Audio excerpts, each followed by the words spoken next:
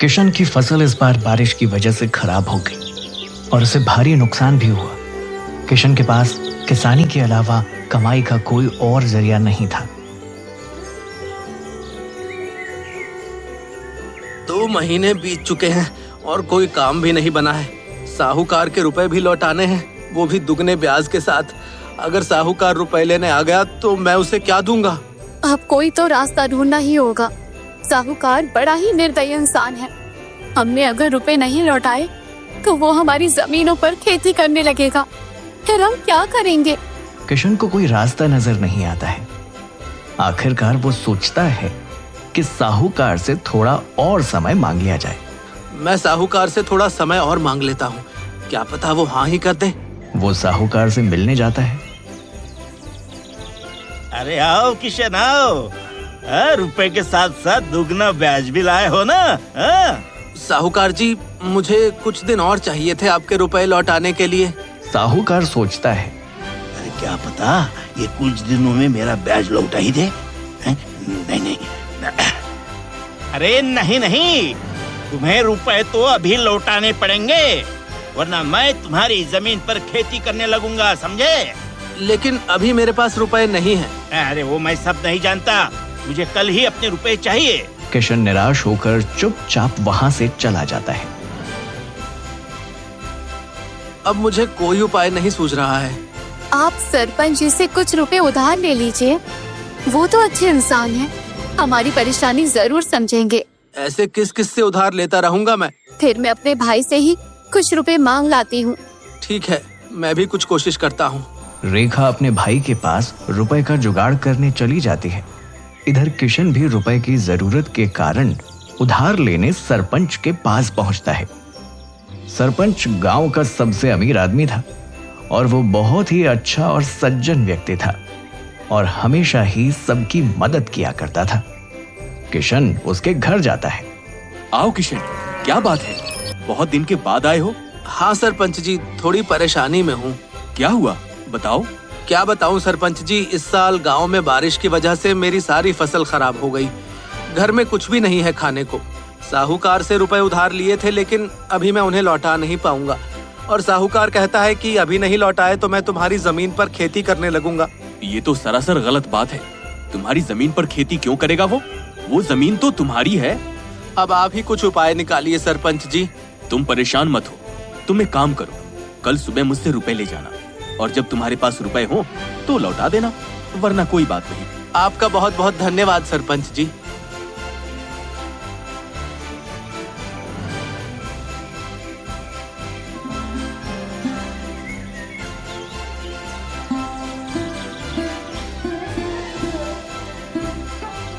किशन सरपंच से रुपए लेकर घर चला जाता है और रुपए घर की अलमारी में रख देता है।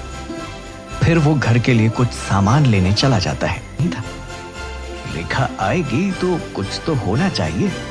किशन बाजार में सामान लेने चला जाता है। तभी उसकी पत्नी भी घर आती है। वो अपने भाई से लिए हुए रुपए अलमारी में रख देती है और किशन के रखे हुए रुपए देखकर सोचती है, लगता है इन्होंने भी रुपए का इंतजाम कर लिया है। अच्छी बात है, अब कोई काम शुरू कर लेंगे। लेकिन ये गए कहाँ हैं? मैंने ढूंढ कर लाती हूँ।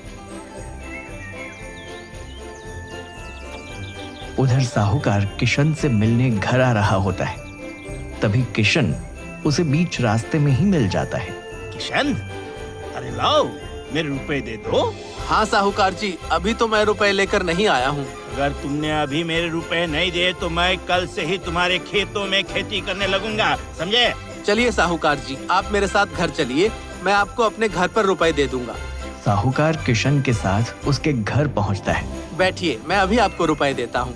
किशन साहूकार के सामने ही अपनी अलमारी से रुपए निकालता है और वो देखता है कि अलमारी में रुपए की 2 गड्डी हैं। वो चौंक जाता है। उसे समझ नहीं आता कि दूसरी गड्डी कहाँ से आई। वो कहता है, अरे ये एक और गड्डी कहाँ से आई?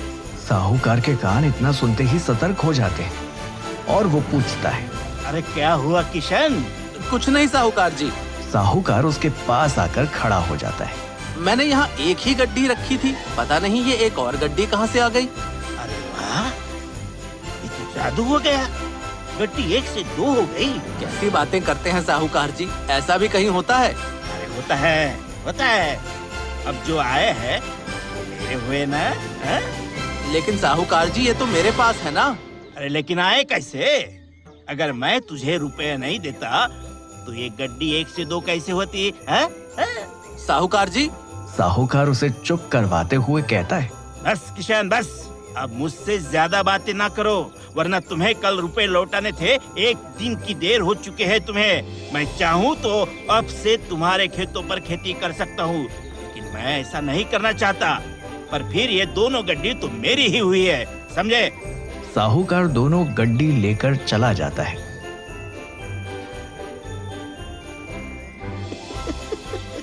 अरे बड़ा पागल इंसान है, ऐसा भी कभी रुपया अलमारी में रखा रखा दुगना होता है, हैं?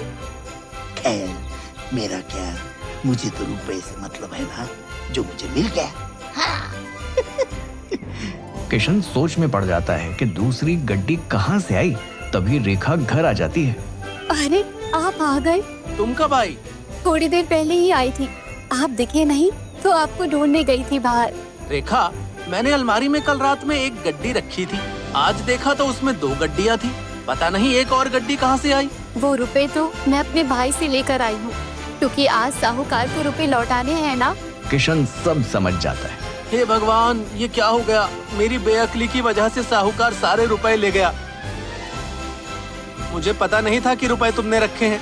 साहूकार आया तो मैंने उसे रुपए देने को तिजोरी खोली तो उसने दोनों गड्डी देख ली और अपनी हेकड़ी दिखाकर सारे रुपए ले गया।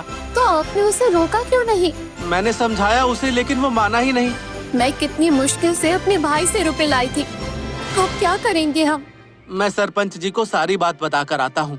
किशन सरपंच के पास पहुंचकर सारी बातें बताता है।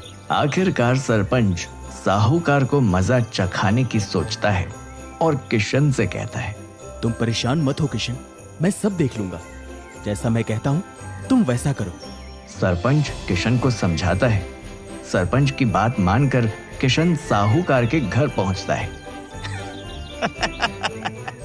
अरे क्या हुआ किशन, तुम फिर आ गए? हाँ? लेकिन मैं तुम्हें कोई रुपए लौटाने वाला नहीं हूँ। हाँ? हाँ। अरे साहूकार जी, वो रुपए तो आप ही के थे। मेरे पास गड्डी 1 से 2 हो गई तो क्या, गड्डी थी तो आप ही की। अब की ना तूने सही बात। साहूकार जी, मुझे कुछ और रुपए चाहिए थे। ठीक है, रुपए तो मिल जाएंगे तुम्हें, लेकिन ब्याज दुगना लगेगा और 2 महीने में रुपए लौटाने होंगे। हाँ, समझे? 2 महीने नहीं साहूकार जी, सिर्फ 2 दिन। 2 दिन में ही मेरे रुपए फिर से दुगने हो जाएंगे। ये सुनते ही साहूकार चौंकता है और कहता है, हाँ, ठीक है किशन, रुपए तो तुम ले लो, लेकिन मेरी एक शर्त है। हाँ, कैसी शर्त साहूकार जी? कि जो भी रुपए दुगने होंगे वो तुम्हें मुझे देने होंगे। किशन साहूकार की बात मान जाता है और उससे रुपए लेकर घर आ जाता है। 2 दिन बाद साहूकार किशन का इंतजार करता है। अभी किशन रुपए लेकर आता ही होगा, आज फिर मेरे रुपए दुगने हो जाएंगे। इतने में किशन आ जाता है। ये लीजिए साहूकार जी आपके रुपए। मैंने इसमें से कुछ खर्च ही नहीं किए, बल्कि अलमारी में रखे रखे ही ये दोगुने हो गए। हाँ, अच्छा है। तुझे कभी भी रुपए की जरूरत हो तो मुझसे ले जाना किशन। हाँ। नहीं साहूकार जी, अब मैं सरपंच जी से रुपए ले लूंगा। साहूकार को ये बात खटकती है। क्यों किशन, ऐसा क्यों? साहूकार जी, सरपंच जी भी कह रहे थे कि मैं उनका रुपया दुगना कर दूं। अब जब अलमारी में रुपया दुगना होगा, तब वो दुगना रुपया मैं सरपंच जी को दे दूंगा। अरे तो मुझसे ले जाओ रुपए। नहीं साहूकार जी, अब की बार मुझे एक बड़ी रकम चाहिए और लौटाने में भी कुछ महीना भर लगेगा। हाँ, कितने रुपए चाहिए? यही कुछ 1 लाख। साहूकार थोड़ा सोचकर बोलता है, 1 लाख? अरे तो कोई बात नहीं, जब रुपए दुगने हो जाएंगे ना तब लौटा देना, और मैं तुमसे उस पर ब्याज भी नहीं लूंगा, समझे? हाँ, हाँ। लेकिन मैं सरपंच जी से क्या कहूँगा? वो भी तैयार हैं रुपए देने को। वो तो कह रहे थे रुपए दुगने हुए तो दुगने दे देना और गायब हो गए तो कुछ मत देना।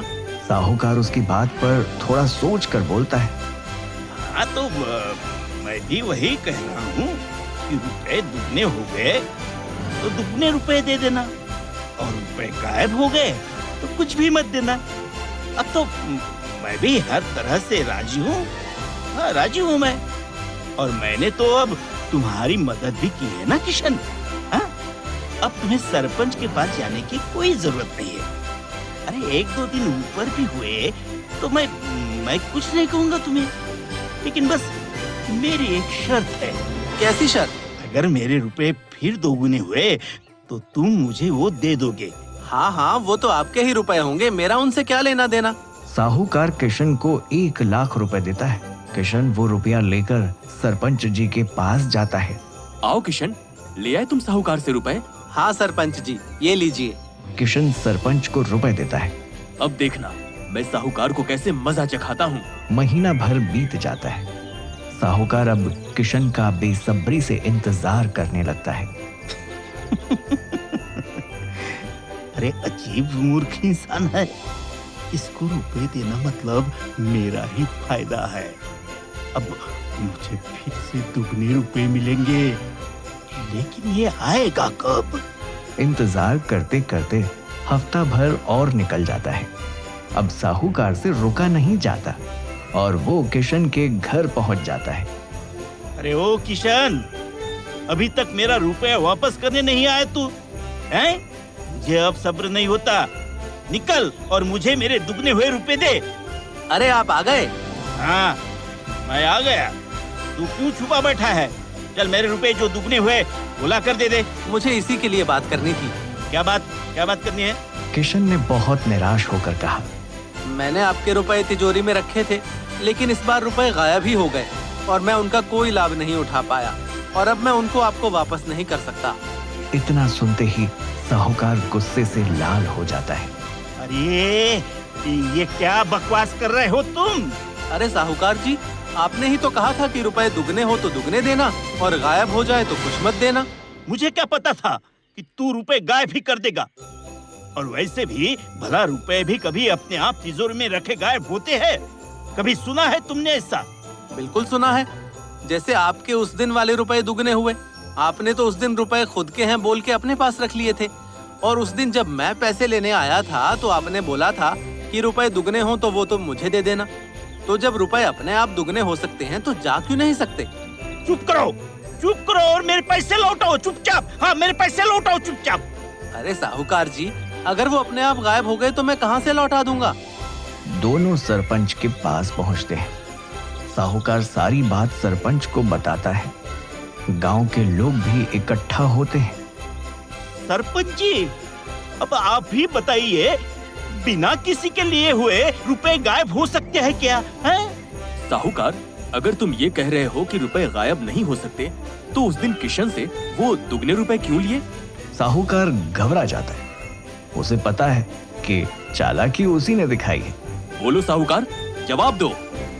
मैं तो वो उसने बोला तो मैंने रख लिए। रख लिए या छीन लिए?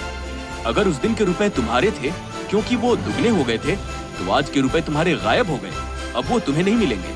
और तुमने तो खुद ही कहा था कि अगर रुपए गायब हुए तो कुछ भी मत देना।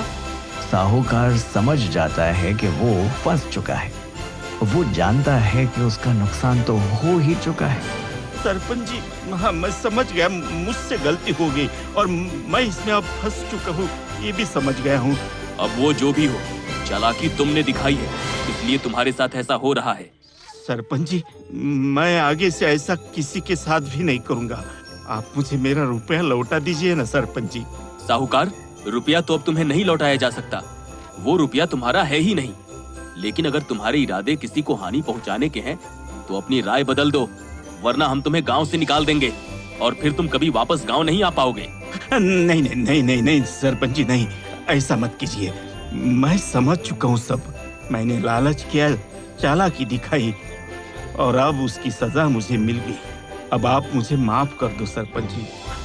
और किशन, मैं तुमसे भी माफी मांगता हूँ और तुम्हें आश्वासन देता हूँ कि अब से मैं ऐसा किसी के साथ भी नहीं करूँगा, किसी के साथ भी नहीं करूँगा। मुझे माफ कर दो, सब लोग माफ कर दो। साहूकार को गलती का एहसास हो जाता है। और वो बदल कर एक अच्छा इंसान बन जाता है।